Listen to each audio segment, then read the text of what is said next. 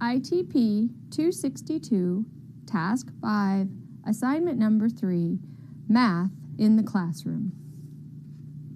Okay, settle down. Okay, come on, let's talk about math.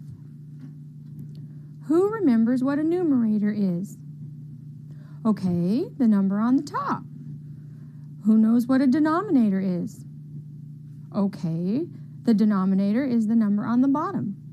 When I divide one number into another, I divide the denominator into the numerator, and it is not equal. What do I have left? Right, I have the remainder, the number on the top after I divide it. What is that called? A quotient. And when I have the numerator and the denominator, what are the two together called? Right, a fraction. If I don't write it as a fraction, but I want to put it as a number with a dot in it, what do I call the dot? Yes, that's the decimal point. Okay, let's see. If I divide it and it divides equally, and then I want to check and see if I have done my work right, how do I check and see if I divided right? Yes, I take the quotient and multiply the denominator and see if the answer is the same number in the numerator. That is called a product. Remember, when you multiply two numbers together, that gives you a product. And then what is a formula? Okay, a formula tells me how to find answers to something. In math, sometimes I write questions and solutions as an equation. Let's do a little problem and see if we can figure it out, how to do it. Bob works 4 days a week. At work, he makes $7 an hour.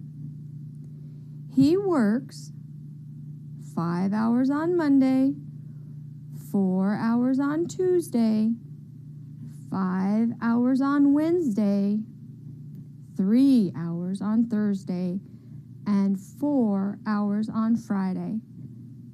How much does Bob earn in a week? How do I find the answer? Right. First I add up how many hours he works. How many were there on Monday, Tuesday, Wednesday, Thursday, and Friday? Then I multiply that number by $7. What do I call my answer? The product. And so what do I know? I know how much money Bob makes at the end of the week. Now let's suppose that Bob has to pay some money for rent. How much money will Bob have left? What do I have to do? Yes, I have to subtract. I subtract how much dollars Bob has. He has to pay for the rent from how much money he has left. When you figure this out, when you calculate, sometimes you use a calculator to make it easier, and sometimes you have to figure it out in your head. Bob's rent is a lot of money. He's not going to have enough money, and he's going to be in a negative number. That means Bob's going to owe money. If you have a negative number, he won't have any money left. So he is going to have to borrow money to pay his rent and have enough, enough, enough, enough, enough, enough, enough, enough, enough, enough, enough money left so that he can buy food. So he is going to have to borrow money to pay his rent and have enough money left so that he can buy food. So he is going to have to borrow money to pay his rent and have enough money left so that he can buy food. Okay, so when we add all of this up and we subtract his rent, then we know how much he has left for himself. That's our math lesson for today.